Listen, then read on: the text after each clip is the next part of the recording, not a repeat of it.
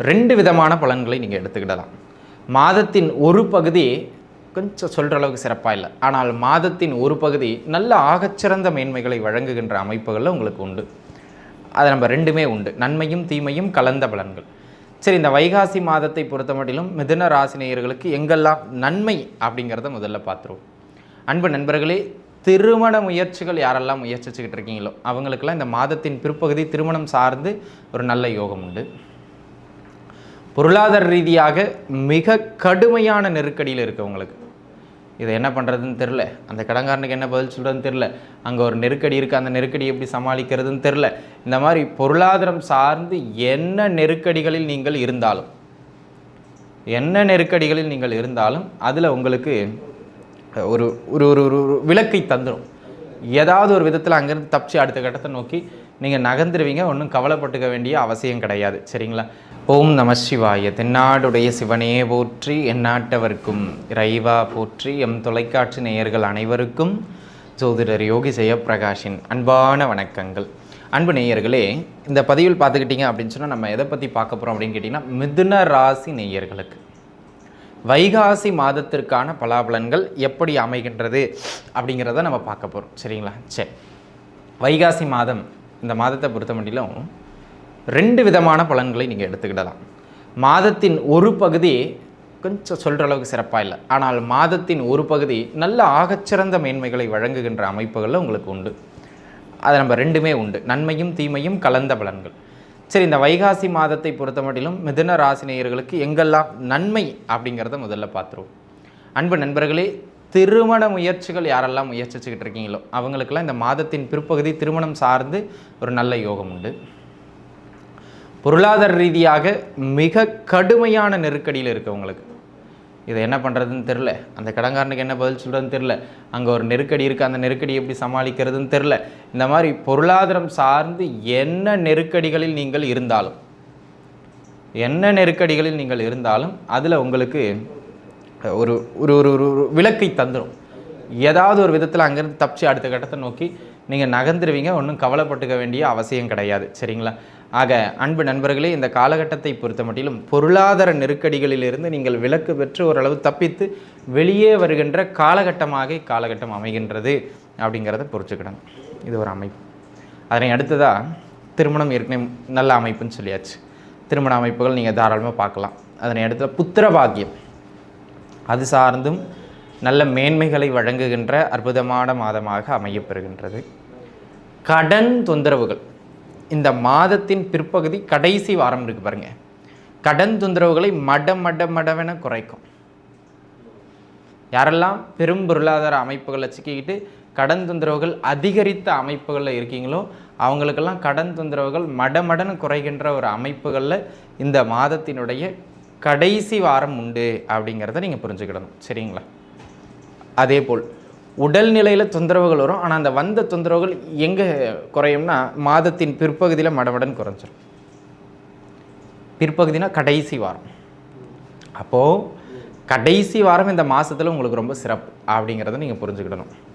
பொருளாதார நெருக்கடிகளை குறைக்கும், சுப நிகழ்வுகளுக்கான சில விஷயங்களை ஏற்படுத்தி கொடுக்கும், உடல்நிலையில் இருந்து வந்த தொந்தரவுகளை குறைக்கும், பிரச்சனைகள் எல்லாவற்றையும் ஓரளவுக்கு கட்டுப்படுத்தும். அப்போ கடைசி வாரம் தி பெஸ்ட் வீக் அப்படின்னு சொல்லலாம் மிதுன ராசி நேயர்களுக்கு, வைகாசி மாதத்தோட கடைசி வாரம். சரிங்க, எங்கே கவனமாக இருக்கணும் அதை சொல்லுங்க அப்படின்னு கேட்டிங்கன்னா, இந்த மாதத்தின் முதல் 18 நாட்கள், அப்படி இல்லைன்னா முதல் 3 வாரம் கொஞ்சம் நிதானிச்சு தான் இருக்கணும். சொல்கிற அளவுக்கு பெருசாக ஏற்றம்லாம் சொல்கிற அளவுக்கு இல்லை. அதுலேயும் குறிப்பிட்டு முதல் 10 நாள் இருக்குது பாருங்கள், எதை தொட்டாலும் அலைச்சல். ஆமாங்க, பாருங்கள், ஒரு செயலை செய்யணும்னு நீங்கள் நினச்சி முன்னெடுத்து போவீங்க. ஆனால் அந்த செயலை செஞ்சு முடிக்கிறதுக்குள்ளே அதுக்கு இடையில் 4 பேர் 4 வேலையை சொல்லுவாங்க. என்ன செய்ய வந்தோம்னே நீங்கள் மறந்துடுவீங்க. பார்த்துக்கிடுங்க. அதாவது உங்களுக்கு புரிகிற மாதிரி சொல்லலாம், சமைக்கிறதுன்னு போய் பாத்திரம்லாம் எடுத்து வச்சு அரிசியெல்லாம் போட்டாச்சு, இடையில அப்பா கூப்பிட்டு அந்த வேலை செய்யும்பார், பையன் கூப்பிட்டு இந்த வேலை செய்யும்பாங்க, பொண்ணு கூப்பிட்டு அந்த வேலை, அதெல்லாம் செஞ்சுட்டு வரும்போது சாப்பாடே பொங்கி கேஸில் விழுந்து கேஸே போய் நின்று போயிட்டுருக்கும். அப்படி அந்த மாதிரியான ஒரு அலைக்கழிப்புகள் அதிகமாக இருக்கும் அப்படின்னு சொல்கிறேன். முதல் 10 நாட்கள் விரயங்கள் அதிகரிக்கும், பொருளாதார விரயங்கள் அதிகரிக்கும். அப்போது எக்கனாமிக்கலாக ஹைலி இன்வெஸ்ட்மெண்ட்ஸ் பண்ணுறது, எக்கனாமிக்கலாக கொடுக்கல் வாங்கல் பண்ணுறது, எக்கனாமிக்கலாக வந்து பார்த்திங்கன்னா பொருளாதார ரீதியான விஷயங்கள் எங்கேயாவது தேவையில்லாத முதலீடுகள் போட்டு வைக்கிறது, மணி டு மணின்னு தவிர்க்கிறது சிறப்பு இந்த மாதத்தை பொறுத்த மட்டிலும். அதேபோல் இந்த மாதம் ஒரு சிலருக்கு உத்தியோக மாற்றம், இடமாற்றம் அல்லது மாற வேண்டிய ஒரு கட்டாயம் இப்படி நகர்த்தும். இந்த மாதிரியான சில அமைப்புகளும் உண்டு. அப்போது நீங்கள் என்ன பண்ணணுங்க, இதுக்கெல்லாம் கொஞ்சம் கவனமாக இருந்துக்கணும். பயப்பட வேண்டாம், ஏன்னா இது பொது பலன் தான். 20% தான் இதுக்கு பலம். உங்கள் சுய ஜாதகம் வலுவானா இதை பற்றிலாம் நீங்கள் பெரிதாக கவலைப்பட வேண்டிய அவசியம் கிடையாது, சரிங்களா? ஜென்ரல் ப்ரெடிக்ஷனுங்கிறதுனால. அதனை அடுத்த அமைப்பாக அன்பு நண்பர்களே, சகோதர வழிகளிலிருந்து செலவு அல்லது சகோதரர்கள் வழியிலிருந்து தொந்தரவு, அப்படிப்பட்ட மாதமாக நான் சொல்கிற நெகட்டிவ் எல்லாமே முற்பகுதியில் முதல் 10 நாள் அதிகமாக எடுத்துக்கங்க, சரிங்களா?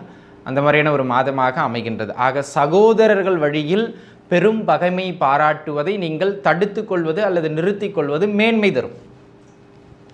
நீங்கள் நல்லா விளங்கிக்கிடணும், சரிங்களா? அந்த மாதிரியான ஒரு அமைப்பு. அதனை அடுத்ததாக கடன் தொந்தரவு இந்த முதல் 10 நாளில் இன்க்ரீஸ்ட் ஆகிடுங்க. ஹெல்த்து தொந்தரவு இன்க்ரீஸ்ட் ஆகிடுங்க. ஆக முதல் 10 நாள் அலைச்சல், விரயம், வீண் தொந்தரவுகள், வேலை தொழில் அமைப்புகளில் ஒரு நெருக்கடிகள், பொருளாதார விரயங்கள், கடன் தொந்தரவுகள், ஆரோக்கிய தொந்தரவுகள் எல்லாவற்றையும் கொடுத்து கடைசி வர எல்லாவற்றையும் நிவர்த்தி பண்ணும். அதை ஏன் கொடுப்பானே, அதை ஏன் நிவர்த்தி பண்ணுவானே, அப்படி தானே கேட்குறீங்க. ஆக அன்பு நண்பர்களே, இந்த மாதிரியான சில அமைப்புகளை நீங்கள் கவனமாக இருக்கணும். சரி, என்ன பரிகாரங்கள் செய்யலாம்? பிரச்சனை உண்டு, என்ன பண்ணுறது அது சொல்லுங்கள் அப்படின்னு கேட்டிங்கன்னா, அப்போ பொருளாதார ரீதியாக, ஆரோக்கிய ரீதியாக பெருசாக அகலக்கால் வைக்கக்கூடாது முதல் 10 நாள் அப்படிங்கிறது தான் பரிகாரம். தெய்வ வழிபாடுகள் அப்படின்னு வருகின்ற பொழுது சிவபெருமானினுடைய வழிபாடு இந்த காலகட்டத்தில் உங்களுக்கு நல்ல மேன்மைகளை தரும். குறிப்பாக பிரதோஷ நாளில் போயிட்டு சிவபெருமானை மனதார வழிபட்டுட்டு வாங்க. இந்த வீரியம் குறையும், தீராது, குறையும், சரிங்களா? அந்த விதத்தில் சிவன் வழிபாடு ஆகச்சிறந்த மேன்மைகளை வழங்கும், பயன்படுத்தி கொள்ளுங்கள். ஆக அன்பு நண்பர்களே, இந்த வைகாசி மாதத்தை பொறுத்த மட்டிலும் உங்களுக்கு ரொம்ப சிறப்பான மாதம்னு சொல்ல முடியாது. குறிப்பாக தொழில் பொருளாதாரத்தில் அகலக்கால் வைக்கவே வைக்காதீங்க. பிள்ளைகளோட உடல்நிலையில் கவனமாக இருந்துக்கிடுங்க, சிறு பிள்ளைங்க, சரிங்களா? ஆக இந்த மாதிரி தான் இருக்குது. மீண்டும் இன்னொரு நல்ல பதிவில் உங்கள் அனைவரையும் வந்து சந்திக்கிறேங்க. அது வரைக்கும் உங்ககிட்ட இருந்து விடைபெறுவது உங்கள் ஜோதிடர் யோகி ஜெயப்பிரகாஷ். நன்றி, வணக்கம்.